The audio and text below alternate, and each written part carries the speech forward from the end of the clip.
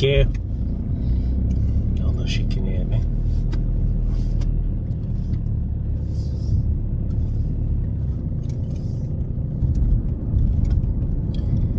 Hello everybody, welcome to episode 3 of Estate Escape, my journey of finding a cheap estate car to turn into a stealth camper.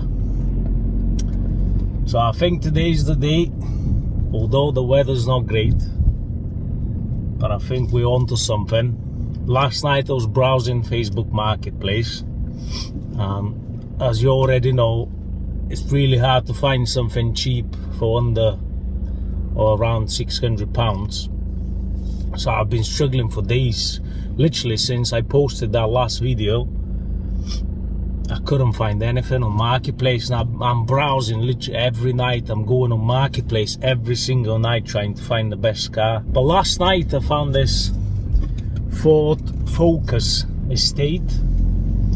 It's the 1.8 diesel engine, and they're bulletproof engines if they're maintained properly. This one's quite good, only 100,000 miles on the clock.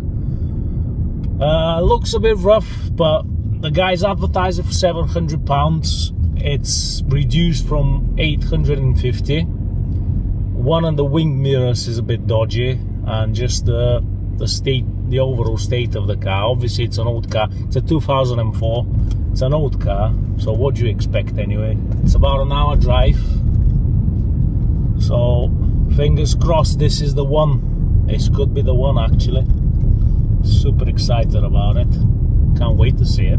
If he agrees on £600 and give it a good clean, could be the ideal stealth camper. But yeah, we'll see.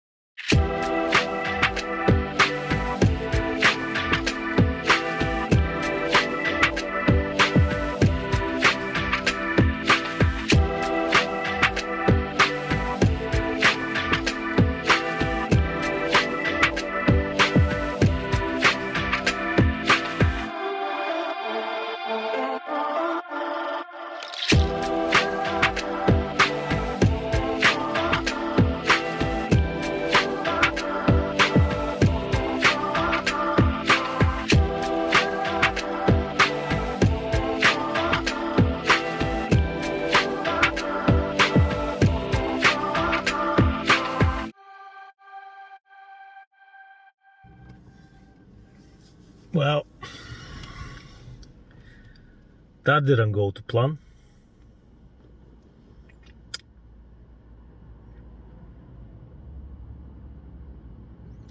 But I checked the car properly, and I was convinced it was the 1.8 diesel. And I went there. Obviously couldn't film anything because the guy had his kids out, so I didn't want to be disrespectful. So I just left it, so I didn't film anything. But I've got some photos of the car. I said to him, I'm looking for a cheap car to turn it into a mini camper, micro camper, whatever. And I said, can I put the seats down? And surprisingly, I fit in the back of the car with the seats down. And if you're looking for something similar, the seats fold completely flat in a Ford Focus Estate 2004. I'm only short, I'm about 170, 173.